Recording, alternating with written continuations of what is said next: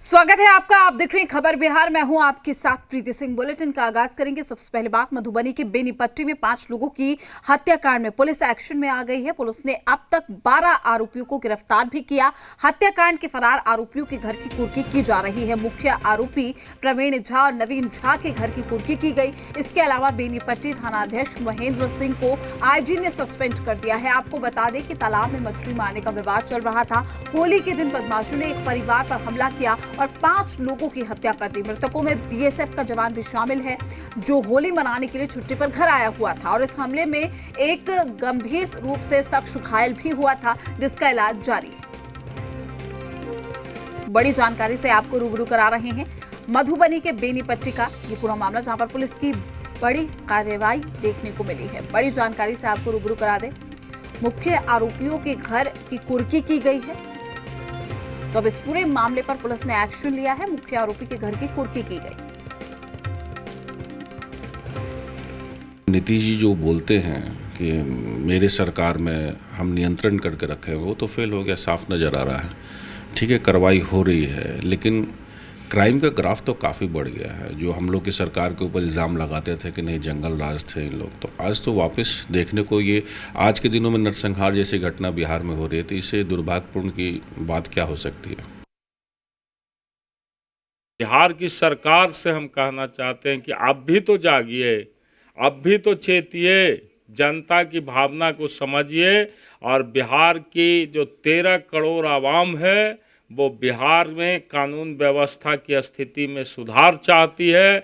और बिहार की पुलिस को मुख्यमंत्री ने ताकत दे करके बिल्कुल ही बेलगाम बना दिया है। इसलिए इस बेलगाम पुलिस पर लगाम लगाइए और जो घटना घटी है उसमें दोषी व्यक्तियों पर कार्रवाई करिए। माननीय मुख्यमंत्री श्री नीतीश कुमार जी के नेतृत्व में जो सरकार चल रही है, वो बिल्कुल सुशासन की सरकार यहाँ चल रही है। और कोई भी दोषी हो, कोई भी अपराधी हो, बख्शा नहीं जाता है। पुलिस प्रशासन अपना काम कर रही है और निश्चित रूप से जो दोषी होंगे, इसके लिए जो जिम्मेवार होंगे, प्रशासन उसको देखेगा। बिहार के शासन और बिहार के प्रशासन वो जहाँ कहीं भी होगा, ऐसे अपराधी उसको ज़मीन के नीचे से भी निकाल के बाहर लाएगा। और उसको अननेसेसरी यह कहना कि ये नरसंहार है और जातीय उन्माद है, इसको फैलाने का प्रयास नहीं करना चाहिए। ये ओछी मानसिकता और छोटी मानसिकता की बात होगी। ये सवाल मानवता का है, मानवीय दृष्टिकोण का है। ये सवाल जातीय दृष्टिकोण का नहीं है, धर्म और संप्रदाय के दृष्टिकोण नहीं है। ये मानवीय दृष्टिकोण है और ऐसे अपराधियों पर सख्त से सख्त कार्रवाई होगी ही। पूरे परिवार की में एक इतने व्यक्ति की 5 व्यक्ति की हत्या कर दी गई, तो ये तो एक नरसंहार हो गया है। और इसको राजपूत वर्ग को टारगेट करके, कोई जातीय ये नहीं है, कोई वहाँ जातीय ये नहीं है, लेकिन वो टारगेट ये करके वो क्रिमिनल ग्रुप है, बाबर ग्रुप कोई है, क्रिमिनल ग्रुप है। लोकली कुछ सत्ता का भी उसको संरक्षण है, जातीय सत्ता का ये का भी संरक्षण है, वहाँ पॉलिटिकल भी है। और ये करके हत्या कर दी गई, ये दुर्भाग्यपूर्ण है। कि इस सरकार में बहुत सारी इस तरह की घटनाएं घटती हैं, पर उनका जो अपराधी है हर हालत में पकड़ा जाता है और हर हालत में न्याय मिलता है। सरकार अपने तरफ से हमेशा चौकन्नी रहती है, पर कुछ ऐसी घटनाएं होती हैं जिनको पहले से किसी को पता नहीं होता है और इस तरह की घटना घटती है। पर जो भी अपराधी हों, उनको इस सरकार में निश्चित तौर पे सजा होती है। जनता पार्टी के भी जो माननीय मंत्री हैं नीरज जी, वो भी घटनास्थल पर गए थे। जदयू के भी जो प्रवक्ता संजय जी, वो भी गए थे।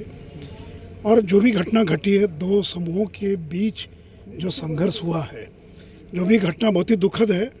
और पुलिस कार्रवाई कर रही है और कई लोग गिरफ्तार किए जा चुके हैं। और देखिए, सरकार में कोई बचेगा नहीं, अपराध करने वाला व्यक्ति बच नहीं सकता है। तो गिरफ्तारी कुछ लोगों की हुई और जो बाकी जो नामजद अभियुक्त हैं, बहुत जल्द उन सभी लोगों की गिरफ्तारी हुई।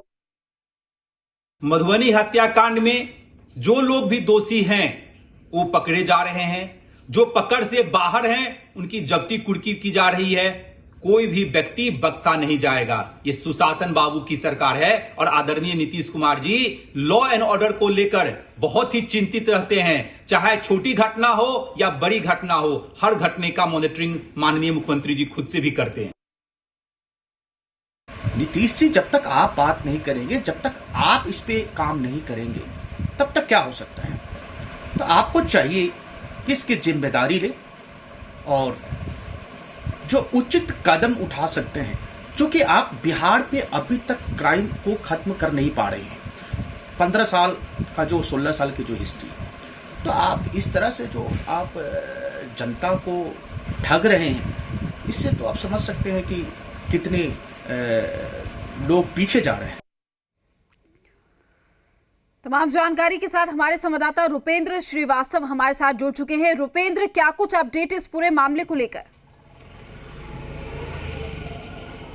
देखिए, अभी मामले में देखा जाए तो कुर्की जब्ती जो है वो कल से ही चल रही है और ख़ासतौर पर जो मुख्य अभियुक्त हैं अभी भी उनको जो पुलिस है वो नहीं पकड़ पाई है और खासतौर पर राजनीति भी अब इस पर शुरू हो गई है, क्योंकि लगातार जो है अब बीजेपी के विधायक हैं ज्ञानू, उन्होंने ही सवाल खड़ा कर दिया है। उन्होंने साफ तौर पर कहा है कि यही जो अगर दलित मुस्लिम जाति से यह मामला होता तो वहाँ पर पूरी जो है यहाँ के जो अधिकारी हैं वो पहुँच जाते, लेकिन अभी तक जो है इसमें सुध नहीं लिया गया है। लेकिन अभी तत्काल में जो है कुर्की जब्ती कल से ही चल रहा है।